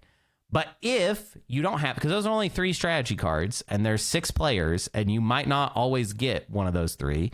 If you don't, leadership has got to be your worst option, because if any of those primaries pop, other players, I mean, I guess trade is almost like not even, the secondary of trade won't even get you it. So if the secondary of politics or Diplo will kind of win you your way back, leadership is the only one that means, well, we're going to go all the way back around until I get a shot at it. So the likelihood that you're going to get that sort of, oh, well, it wasn't looking good, but then I was able to follow politics and throw my action cards away for Psychospore, the likelihood that you're going to get that is like super low. And I really don't dig that aspect of it. I want some sort of, if I'm playing Arborec, I need some sort of guaranteed access to the thing that's going to make my game work out, basically. And I feel like that's just not leadership. I guess the only like kind of alternative take I have to that is like if it's going to allow you to score, you know, like raise a fleet or lead from the front, like those sort of situations. Like in that situation, you can score round 1 by getting your tokens, you ditch your secret to get your breakthrough, and then you're just hoping that you get to Mechatol and get good secrets. I mean, the upside, we didn't talk about it yet, is like if you do sit on Mechatol, you get to cycle your secrets with the legendary ability, so that's nice. That's true. But it doesn't help with the tempo, though. You don't get to draw any extra secrets. It's just the ones that you draw, you know, hopefully they'll be a little better. Yeah. Right. Yeah. Up next is diplomacy, which we've already talked about a little bit. I think this is a great pick. I would say if trade is gone, which it probably is, and then politics is gone, this is probably for sure my shot. You've already talked about the only thing to be scared of, though, which is other factions that start with biostims, which currently is kind of just Mahawked, and technically Deep Rot can start with biostims. And then, you know, obviously after tech pops, it might be too late, you know, like that kind of thing, if somebody else picks it up, which is a lot of people that could. Trade can be weird if Kalaris is in the game, too. Yes, that's true. Yeah. Yeah, in fact, that's actually the scariest thing about them. This is why, okay, all right, well then, actually, the fact that you brought that up... Sorry, I jumped ahead, yeah. No, but you're, like, I had this feeling, and you kind of just gave me another reason. I think your best possible option by every metric is politics. It's the only chance that it could be interrupted is Ralnel plus like Nomad Breakthrough or Ralnel plus Isarl, I guess. And then one of them does it, right? But Industrial Explorer for action card. It would have to be, but how many Industrial Explorers would it have to be? It would have to be that you already have commodities and you do like 2 Industrial Explorers, right? Yeah. Or like some combination of like Ralnel draw plus Industrial draw or something weird. That's true. That's more plausible. It's possible, but it's not likely. Yeah. It's not likely. And politics also, is very safe.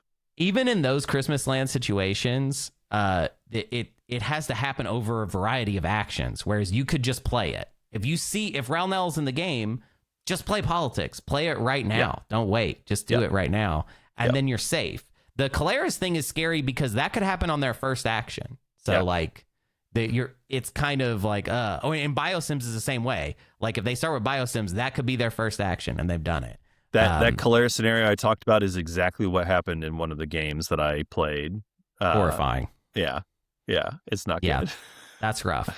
So that's the one but anyways, politics is the one that you want. It's the safest for guaranteeing your breakthrough. It also sets you up for custodians. Obviously, round 1 custodians is a thing. If it happens, oh, boo-hoo, oh, I'm so sad. Who cares? You're going to take Imperial and you're going to go to Mechatol Rex and you're going to do it. And it doesn't matter. You're Arborec. Whoever got there with their wimpy little carrier and their 1 fighter and their 1 infantry, you're going to kick them off. It doesn't matter to you. You're like, I'm going to come here and I'm going to sit here and this is what I'm going to do. Politics is kind of a no downside situation for you. Hopefully we get that.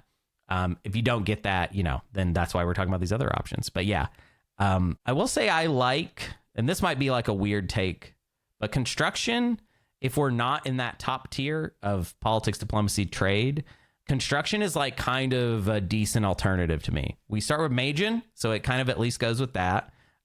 We don't mind throwing down structures on, places that we like. But I also like that it follows Diplo and politics in the order. So in that world where, let's say the diplomacy player doesn't care about their breakthrough or the politics player doesn't care about their breakthrough, we can maybe kind of sneak the breakthrough off a secondary, which is kind of like in a bad situation, that's our best case scenario, is to just like, okay, we still got it. Which I've seen that happen. I've seen a lot of people that they get politics. They don't care about throwing away their secrets. They're playing like Argent or something like that. They're like, I don't even think I'm going to get the breakthrough. Yeah. Then hopefully you can make it up that way. And I like Magian, so it's good to throw some PDS down. I don't know. What do you think about that? That's interesting. I hadn't given a lot of thought to that, honestly. But I get what you're saying, and the initiative stacking does make sense. Like, I think it seems most likely with like a Diplo scenario, because there's a lot of times round 1 where the person with Diplo would try to do the tech skip planet because that's the cheapest one generally. But you might have planets where it makes sense, like if you refresh, Mir or something. Maybe you can do the influence with Mir plus a trade good, and like it's expensive, but like it gets you your breakthroughs. So I kind of like that. That makes sense. Honestly, to me. I don't really care how expensive it is if you're not doing the secret. Like if you're finding a way to save your game and not have to throw your secret away in order to get Psychospore, then go for it. I would say this is also a good reason to go ahead and say that if you're going the secret option, maybe you should even wait and sort of see how things are going to play out, because you might get lucky and get to go a different way. And hopefully it's not normal at your table for players to like rush to throw their secrets away, because I don't think that's not good for anybody, basically. Yeah, no, you're making some good points here for sure. And I think even if you forget about the whole secret discussion for a second, with construction, like I said, it's very unlikely the influence one has been spent, or a lot of times the resource one too doesn't get done early. And so either of those, if you follow Diplo, you probably end up spending a token to get your breakthrough, basically, which is yes. And the difference is you're getting your breakthrough and you're paying the cost now. And most secrets, if you have it long enough, you can do it, but it takes time. And that's why we're emphasizing not ditching your secret. Yeah. So yeah, I think what you're saying makes a lot of sense. I hadn't really thought about it that way. Yeah. Let's talk about trade now. Trade is good. We've already talked about it. You get your 3 trade goods from the primary. You immediately dump that into Psychospore. The only downside here is that we don't have a trade ship. I really don't like it. I want to emphasize that I don't like it as much as politics. I maybe sometimes don't even like it as much as diplomacy, depending on the safety of everything. Because it's weird. You play you play trade now as Arborec. You get 3 trade goods. You refresh your commodities. Most factions, they refresh their commodities and they're like, oh, all right, cool. Well, I'm going to wash this and I'm going to get some of my money back. As Arborec, you might not get any of your money back in that instance. So you might play trade and be like, oh, great. I made no money now. I have no money. Not right away. Not right away. Yeah. We have no trade ship, remember. Like, you have a cruiser at home that you have to turn into a carrier. So it's kind of sad. And yeah, depending on, I would say what you're looking for to decide whether it's trade is like, is your neighbor going to expand to your side? Right. Basically, right. You want that kind of situation to happen. You definitely don't want to have to work to set up the adjacency. But, beyond that, obviously trade is still going to make you a lot of money, especially in a traditional X-1 environment where people are willing to send debts. That's money that you're going to be able to collect, hopefully, whenever you go to Mechatol Rex on round 2 with Imperial, which is like going to be our general plan, is to just immediately get there as soon as we can. And yeah, I really dig that. I have a Warfare Christmas Land situation that I'd like to talk about. It's a bad one, but it's something I cooked up. I didn't try it, but I would say if you're like in a weird situation where you ended up having to throw the secret away for Psycho, there is a place for Warfare, because Warfare plus Psychospore, all we got to do is find 6 influence via a combination of trading and diplomacy, which again is sort of like what you were talking about before of like refresh mirror plus 2 trade goods or whatever, which is kind of a lot to spend. But then we do round 1 custodians. We can actually from that place possibly make up for the secret loss, because we've made a little bit more wiggle room for ourselves as far as tempo of scoring, not necessarily of secret objectives gained, because that won't happen. But now when we take Imperial later, we'll just score another Mechatol Rex point to make up for the lost secret, essentially, if that makes sense. It does. Yeah. Whereas if we wait for round 2, now we've slowed it down and we're probably going to run out of time before we make up for the lost tempo. Pretty risky though, because you probably won't be building. I mean, you won't build anything, basically. Like, you're going to spend your trade goods and your diplomacy follow on just getting custodians, basically. But I don't know. I think it's a little more survivable than just tossing the secret and not doing that, I guess, is my thinking on that. I will say my next thing I have here, I don't think you're going to like at all, which is that I don't think technology is in the cards for us whatsoever. Round 1. I just don't even see what the point would be. And I'd love to hear your argument for, basically, but I just don't see why you should take it. I mean, I've done it, of course. So of course. let's forget the deep rot Christmas Land, because that's like when you're deep rot, when you're tech, you usually get the deep rot alliance more often than not. And that money alone will transform your game. But also then being able to control tech timing is very nice. But let's put all that aside. Yes. The best argument that I can come up with is if I'm willing, if I know I've got like a really good tech skip planet. Yeah. Like Mir, right? Mm-hmm. One of the things I've been finding myself doing more often is like researching biostems round 1, if I can do it after I get the breakthrough. Yeah. So you still have to figure out how you're getting the breakthrough first, which in this scenario is probably ditching the secret, which is not a great answer, but like that's the thing you can do. But then you get biostems to refresh, and then you can maybe work out a custodian's play that way. I actually did that in one of my games. In my scenario, there was a rift system, and I bought Crucible from Cabal, and I used biostems plus Crucible to take round 1 custodians. So wow, it's possible, but like that's a little Christmas Landy. Yeah, I mean, you had to get Crucible into your hand, otherwise, how do we do that? Yeah, they were my neighbor, so I mean, it worked out. but that's not going to be a lot of games. Yeah. I think I like that we both pitched Christmas Land things for 2 different cards, basically. There's also like a lot of people who will talk about Sarween with tech as the primary as well, which we'll probably talk a little more later. Yeah, I am in the next section for us is going to be tech, and I want to talk about, is Sarween Arborec still a thing?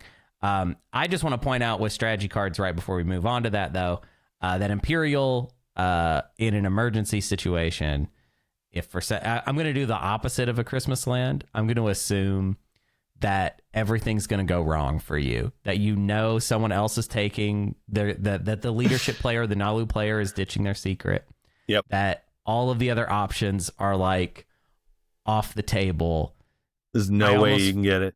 Yeah. Yeah. There's just no way you could get it. I actually think you should consider the extra secret because somebody ditched theirs. You know what I mean? Like, the only way that you might work out some extra juice now is by either just getting ahead via some other tempo or just lucking into any other path, basically. So I just want to throw it out there as an option. What's so sad about Imperial is because of the situation now of like, oh, players are going to have to think about ditching their secret for their breakthrough.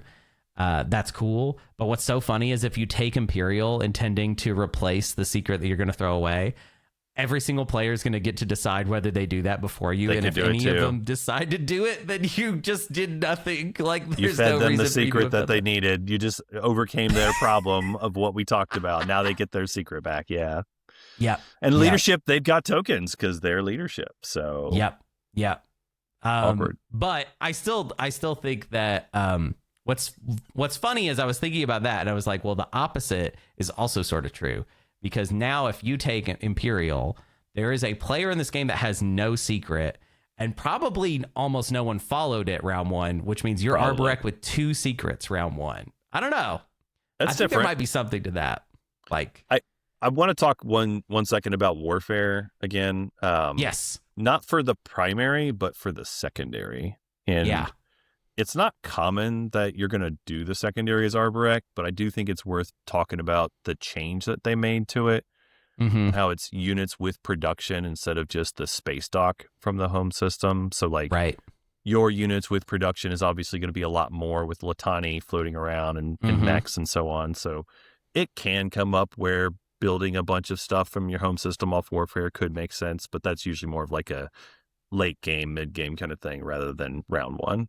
Yeah. Honestly, I'll say I think one of the biggest rules that have been broken in the entire game is probably people following Warfare and the Prophecy of Kings era as Arborec and building infantry. I bet you that's happened like hundreds of times, I bet. Some number, yeah. Yeah. But now it's been fixed. You still have to have Latani in the system in order for you to build any more Latanis. But they do get to build, you could do which is good. Yeah. All right. Well, that's it for early game / strategy card stuff. Let's talk about tech. This is tech path discussion time. This is like, it's your time, JJ. This is your section. I wanted to open it up with just like kind of overall discussion on Arborec has had such a long relationship with Sarween tools as far as like the discussion around it. Is Sarween Arborec, or Sarborec is maybe what we would call it. I don't know. That sounds like something different. But is that still a thing, or is that over? I think it's okay, but it's not a must get. And yeah. And on this one, I actually want to call out to my friend Finn over in the async server. Love Finn. I asked him to help out with some of this stuff and get some stats. And one of the interesting ones he shared with me was top techs researched, right? And so in roughly 1,200 games that were played in the POK era versus roughly 500 games in the TE era so far as of recording. In that time, in the TE era, Arborec has researched Sarween about 66% of the time. Oh, wow. So that's saying, more often than not, people are doing it. And if you look at games where Arborec won the game, they had Sarween in their possession about 66% of the time also. And I asked him to double check that because it was weird numbers, but he's like, yeah, it seems like people are researching it a decent amount and that it is also somewhat effective, but not like an always get kind of thing. Yeah. I feel like my own gut, which is, now it's like I'm arguing with the stats, but I will. I'm stubborn enough. Go. My gut says you have better options that you could pursue than Sarween, basically. I think we still have an economy problem that didn't go away, but because we are not, I just am good. I'm probably going to pass on tech round one, like 90% of the time as Arborec. I'm going to invest all of my money into, locking down Psychospore and building some units that are going to get sent in Mechatol Rex. That's probably what I'm going to be doing like pretty much every game. And then after that, once I have like a better economy and I am thinking about what technology I want to pursue, it's going to feel like that window for Sarween has already closed as far as how much I care, Yeah. If you're not doing it before you start moving and taking like your second system, like it's kind of too late. I feel pretty similar. Yeah. Yeah. So I just kind of feel like Arborec doesn't really have any like core tech that they're looking for. They have needs. You would like to get, I would say, a little bit of everything if you could, but you can't. So you have to just sort of pick. I think like you have all these problems, right? And you have to kind of pick like one or two of them to sort of attack. And you can't really hope to get all of them. Like in an ideal world, we would want to have like biostims for some econ. We'd want to have X89 for punch. We'd want to have carrier 2, mostly for capacity, maybe some gravity drive as well. Like we'd want to have all those things, but that's more tech than, unless you're playing with Deep Rot or you're playing with Jolnar and Jolnar's decided that you guys are buddies and Jolnar's just going to help you do everything. And I'm not sure why they would. I'm not sure either. Good. But it could happen. You guys Stymie could on just, tap, right? Yeah, you guys could gaslight me forever on like deal meta stuff. You know what I mean? Like you could be like, no, Jolnar would There's do this that. deal that I did. I got it the entire game. I was the only person that got research agreement because I was just the prettiest little plant. Yeah. So like because of that, as far as like tech paths, I have some like vague ones. I don't know how much I stand by them because I kind of feel like if you're thinking about your tech path before you start the game as Arborec, I think that's kind of bad because I think, again, in most games, you're probably not going to have enough tech to solve all of your problems. Yeah. So I need you to kind of think about it in terms of like, well, what would have a big impact? Round? Yes. Yeah. What's going to help me right this second? And so like that could be biostims. You need a little more juice. It could be Destroyer 2 even. Like you're going into the fracture. You're like, oh, Destroyer 2 is going to have a big impact on me getting some relics. Those relics might help me fix my economy. I will say more often than not, though, what I've been trending towards is X89 because the breakthrough makes it more and more doable. That kind of biostims then even something weird like Duranium, I guess, into X89. I've done that a couple times now, and it has felt right. I think you're right about X89 being that important. I'll share my experience in one of the games. So I was on Mechatol for basically the entire... Well, first of all, it was this Cabal game I talked about where I took Custodians round 1. And then I sat on Mechatol for the entire game, basically, and kept it pretty much the whole time. I got to Styx, and I think it was somebody else got there first, but then I went in after and took it from them kind of thing. But I didn't end up holding it. And the reason I didn't I even used my hero, and I had over 20 infantry on Styx at the time, and I lost because Cabal came in, and they had X89 because they had access to it with their breakthrough. Yeah. And I didn't have it. because I just didn't have a skip for that particular game. So it's, I think, an important tech that decides a lot of those important ground combats like sticks, and if you can get it, you probably should. Yeah.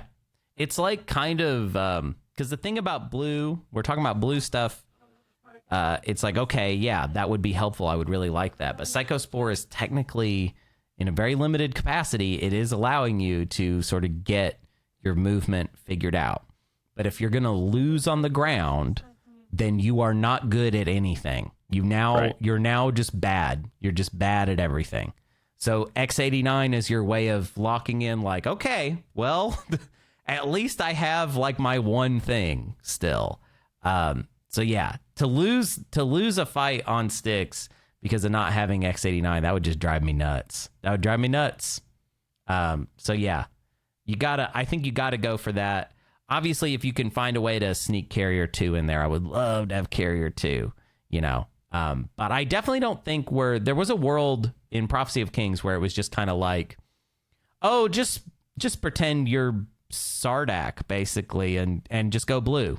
Just take your time and get all the way through there. I don't think it's that bad anymore. I think you can afford to kind of stay in green and red and pop through there and just sort of survive. You know, put some more tokens in Fleet Pool. Have some more regular carriers in order to have your big ball of plant goo that you're sending. Or a couple Destroyer 2s to make up for it. Yeah. Something like that. Yeah. But I think those are all a lot more doable. If you end up with like a blue skip, AI dev could be like a cool way to throw in a little bit of movement in there, you know, like you blue skip plus AI dev into Carrier 2. That's like a great way. It's a great way to just kind of snap a tech in there that you need. We got to at least say it once. War Suns, that's more possible now. That's with true. The planets, as well as obviously AI dev was always an option. And like any green or red skip can count towards that if you need to go that way and skip to it. But like mainly it's, hey, I want to be able to get the free War Suns. If you can do that with your legendaries, and that's definitely worth it. In fact, that's literally the whole point of like one of the slices I put into the new player map was making it to where like, you know, whoever's in there could get a free War Sun. So I think that's something that's a real consideration too. Yeah, I think you kind of got to have some skips in there somewhere, because remember with Industrex, it is in a asteroid field, so you do have to get anti-mass. Yeah. But yeah, if you have like a yellow skip, especially, it's really just a yellow skip, because at the end of the day, you've got red taken care of by your breakthrough. So it's just going to be that you need a yellow skip in order to pop into War Suns, and then hopefully you're getting them for free. I don't love War Suns like in any other context for Arborec, because I just think your money's I just don't see you having enough money for that. That's the problem. Is you're just not rich. Agree. If you don't have Industrix, you probably shouldn't do it. Probably. Yeah. Speaking of, well, actually, is there anything else you want to say about tech before we get into trading type stuff? No, I think you hit most of it. The top techs researched on Async were Sarween, Gravity Drive, Litani 2, X89, Carrier 2. So I'm actually surprised Litani 2 was that high. That's kind of... Again, I think that's Scar more than anything. Yeah, that makes sense. Yeah, probably just... Like, that's probably your first choice if you're in the Scar. You get Litani 2. It will matter a lot just for even the punch. The punch is my favorite part. The punch is good. Yeah, the punch is solid. We've already sort of talked about trading. There's just so little to say, but I just want to make sure that I'm doing my due diligence and that there is like a little section for each chunk. We've already talked about the Stymie thing, which is that it is good, but you can really only sell it the one time, and you should probably sell it immediately. Sell it right away. If you're selling it to me, you can charge more. I guess you can charge more if you're selling it to me. Let's just go ahead and this whole podcast is about me making the game harder for myself. How to play against Hunter. How to play against me. You can charge more if it's me, but everybody else, you just charge them $1 or whatever, free wash, whatever it's going to be. The Alliance is solid, but you're just going to be swapping with somebody else with some sort of low to mid tier one, or somebody that can make good use out of it, which would be who we already talked about, Soul. Ghost, Deep Rot, Titans. Yeah. Honestly, the Titan swap is great because you guys can actually. Yeah, it's value for value. You know what I mean? Like you Deep both Rot can swap use it. is great too. Yeah. Yeah. I mean, the Deep Rot swap though is good for anybody. Like if I am any player, I want to swap with Deep Rot. Whereas Titans and Arborec, you're a natural they have a swap. special thing. That's true. Yeah. That's true. I played a long time ago. Me and Matt played an alliance game where we were Titans and Arborec, and we did some crazy stuff. They're a great alliance. Yeah, really, really fun. I want to play alliance again. Last section is late game scoring and like our conclusions. I feel like we've kind of beat it over the head at this point, but Custodians and Fracture is our bread and butter. That's what we're good at, and it's kind of the only thing we sort of know. I see their game plan as being very, very specific, and we've laid it out many, many times here of using Psychospore to go to the Mechatol Rex, and then either locking that down and saying, I live here, or moving on into the Fracture and onto Styx. And it's a slow path, but every step along the way, we're beefing ourselves up. We're adding more ships and more Latanis and making ourselves a scarier, more difficult thing to deal with. And hopefully nobody does anything to stop us. Because really, when it comes to objectives, we're not very good at them for the most part. I mean, like I guess we're good at taking and holding planets. Yeah. So control objectives kind of only. I think those are the ones we're hoping to see. If I'm, because like we started off the draft section by saying you want to get a good slice. Yes. So presumably your good slice is going to include being able to score the control objectives. Yeah. It's like that, at least for me, that's part of being a good slice. So I would want to, like, if I think I'm going to get the breakthrough already, which I should, then I'm going to be able to score most of those. But like the structure objectives and tech objectives are not good for us. Yep. And yeah, spendies even aren't great because you'd rather spend your money on building. Yes. Yeah, you want to be putting all of that potential into plastic that you're then using to accomplish the sort of guac / bonus point type stuff. We should be clear. You still want to try to score round one, even if your only options are spendies. It's just you would prefer to do the controls first and then spend your resources on plastic instead. Yeah, I would say you're a pretty desperate player, so you really can't pass on any scoring opportunities. You basically have to try to take all of them, which is like generally true, right? But there are some the S tier factions. You have a lot more leeway with that kind of stuff. You can sort of say like, nah, I'm gonna chill out for a second, and I'm gonna be speaker next round, so I'll whatever. I'll just make it up then. You're not like that. You can't afford those kinds of calculations. So yeah, I would say overall, you're still not very good at stage 1 objectives. Secret objectives, a lot of them really suck, and you don't really have that many. Like, there's the production one. You're better at that. Yeah. We're good at that. Ground forces on where you don't have space docks. You're good at that one. We're good at that one. A lot of the other ones are a pain in the butt that we don't like. I guess technically Occupy the Seat is easier for us because getting to Mechatol and holding it down is now something we're good at. We're pretty good at that. Yeah. What was one I got the other day that it was Wormhole Nexus, and I hadn't gone that way, and I didn't have gravity drive. You know what I mean? I had already invested in a path. It's like, if you had the secret early and you knew you needed to do that, you could probably do it. But for sure. Because you had to pivot into it mid-game, you weren't very good at it. Yeah. And that's, honestly, in a nutshell, that's why Blue Tech is so good. Because if I was playing any other faction, like most factions, I would tell you that Wormhole Nexus is one of the easier ones to do. It's not hard to be in the Wormhole Nexus. But I was playing Arborec being I don't know how I'm going to do that. So that's a bummer. Stage 2s, I'm just going to say no. You're bad at those. If we get to the stage 2 time, which nobody's really good at those anymore except for the S tier factions, and you're not. So, of course, you're not really good at any of those. I guess you actually outlined a pretty cool thing with the hero, which is that the hero could allow you to possibly hold onto a stage 2.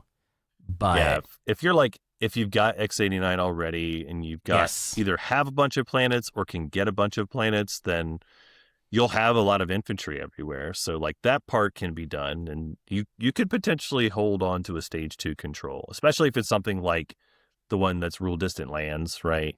Chief Supremacy, those kind of ones are pretty doable for you. Yeah. But the game itself just doesn't have as many. Like the game usually ends before that matters. Yeah. And the thing that people have always said classically about Arborec is that they're better in 14. I believe that is still true, for sure. I just think like I don't have time for 14. It's not a 14-point show. But in 10-point, they're definitely better. I think they're a solid like C or B tier faction. So that it's great to see that they've like kind of evolved in this way, that they are better now. I think they're extremely fun to play. They've always been fun to play. But now there is like a thing they do that is satisfying and feels good, that it feels like it can't really be taken away from you once you get it. Like as long as you get Psychospore and you start making your way into, Mechatol Rex, it feels like something that is repeatable. How did you do in your research games? Like what was your level of success, would you say? Yeah, it was mixed, I would say. So first of all, the interesting thing, I got custodians in every single one of them. Yeah, nice. Every single one of them, and in different ways in each one. So that was kind of fun. That's cool. Yeah, I ended up getting, and that was another one that I talked about with Finn too. He said in the POK era, Arborec only got custodians 6% of the time, and now they're doing it like 18% of the games that they're in. That's huge. Which is a huge jump up. And I believe it, because just the extra mobility from the Psychospore makes it a whole lot easier to do than it used to be. So I think it's something that you should be trying to do. Doesn't end your game if you can't. But yeah, other than that, the most successful game I had was actually that first one I talked about with Cabal. I was able to control Mechatol the entire game. I was able to take sticks. I didn't even get a support swap because nobody wanted to swap with me because I was scary. That keeps happening to me too. I still almost won anyway. Nice. Because like I took Imperial when it was there, and even though everyone knew I had Imperial, they couldn't do anything about it because I just had too much stuff. Right. So like they are, I think if you get to Mechatol and take it, that's where I had the most success. The games where you try to play like a regular faction, moving around, making deals, and like, in my experience, I wasn't fast enough for the Fracture planets, at least none of the ones I played. And yeah, it was really Mechatol was where I had the most, Mechatol and Styx were where I had the most success. Yeah, that I don't want anyone to get confused. Anytime I've said Fracture in this, 2-hour episode so far, I mean Styx. I don't mean that they're good at the Fracture in general. They're not the other like planets. Cabal. They're not getting there first. No. Yeah. If you're lucky, you might get one of the other ones, and that's kind of in the situation you described, where you build a little extra as you come in and send that. Yeah, that's like kind of the way to do it. But another interesting stat. So at the end of the game, if you look at Styx being in play, and someone has control of it, when Arborec is in the game, they control Styx 26% of the time at the end of the game. Whoa, that's cool. Which is a huge number, right? Like they were like number 5 on the list. Another fun stat there.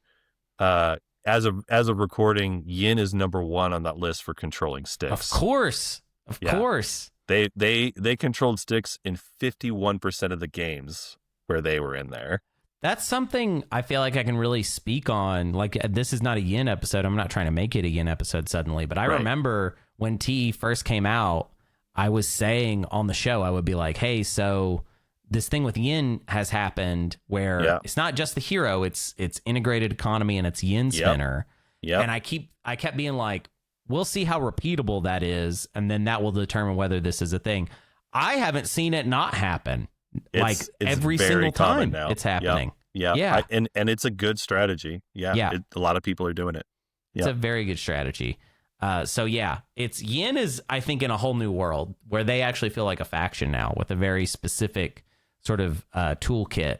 And it's one that I think is maybe it's it's maybe better than they're better than they were. Let's just say that for now. I think they might be better than Arborec. I want to say that. I think Yid has traveled above, because you even sort of just admitted it via the stats. Like, Yin is taking sticks. They're number one at taking sticks. Like, that's crazy. They are. Also notable, Arborec was better at taking sticks than L1, because I remember we talked about that early on too. And I still believe L1's they're pretty good at it, but not quite as good as Arborec. I mean, that makes sense to me, because like, even in a situation where L1 and Arborec is in the game, Arborec can get there before L1 can do their thing. Because the thing I've had one L1 game now, and I couldn't go to sticks because they were blocking my path. And it's not that hard to just like move your ships in the way. Just leave a ship behind. Whereas Arborec is like, I don't care if you put ships in the way. I'm coming. I'm a slow dump truck. All right. Hauling my dirt to the destination. You know? I will take your corpse of a ship and turn it into my ships. Yeah. But L1 will be like, uh-oh, you put a cruiser in the way. However will I solve this issue? Like, it's just over for them at that point. It's kind of true. True. So yeah, I like where Arborec is at. I'm proud to say, as somebody that's had this, been doing this podcast for a really long time, people have complained over and over and over and over and over about us talking smack on Arborec. And I've had to explain to people, I don't know how many times, that I like them. They were just bad. And I'm happy to say now that they're not bad. They're right. good. They're not great. Totally fine. They're totally fine. Yeah, they're totally fine. Yeah. We are going to see them win plenty of games. And guess what? Here's the thing. Actually, I'm going to turn it on all the people right now. So now Arborec is good. You got what you wanted, supposedly. But I don't care anymore now about this idea of everyone rooting for Arborec more than they would other factions. They are no longer an underdog. They're just in the sort of mediocre, could be good sometimes, could be bad sometimes place. So they're no longer the people's champ. They shouldn't get all the free stuff that they used to get, right? Yeah. Because it used to be like, there's a Imperial Arbiter comes up. Oh, give it to Arborec. Let's just give it to Arborec, because, we might need them to do some wind slaying, and we need them to have a reason to do it. So if they have Imperial Arbiter, maybe they'll care about the game. Yeah. Because they were in such the dumpster before. But like now, like, I have people who are actively working against me, and actively working against me in some of those games because I was doing too well at certain points. Mm-hmm. You don't really get a free ride so much anymore. No, that's done. If you are giving a free ride to Arborec, you're living in the past a little bit. Yeah. Or maybe if they didn't get their breakthrough, like that would. If they didn't get their breakthrough, it's a whole different story. But like this whole episode, we've assumed that they have it. So yeah, and I need people to understand something. That the Arborec People's Champ thing, that's over. So now you just have mediocrity. So good job. I hope you're happy with yourself. Where it is now is the new People's Champ, and I am forcing this on you. It's Firmament, all right? There's nothing more People's Champ to me than Firmament at this point. Okay. Get on board with this, because first of all, how bad they are really bad. They need the help. Yep. When things go good for them, it looks cool. It's cool. Like, it's just like with Arborec, where it used to be, where it'd be like, oh, you just don't see them do that well that often, but they have a cool kit. It all works out. It's kind of neat. We have that now in Firmament. All right. So you've graduated Arborec to mediocrity. And so I hope you're pleased. But now, can we please decide that Firmament is the people's champ? I just see people with this like attitude about Firmament where they act like they just have no idea what that is. That's what I see, where people will just be like, I don't know how they work and I don't play them, so I just don't understand. And it's like, well, get used to it. All right. They're cool.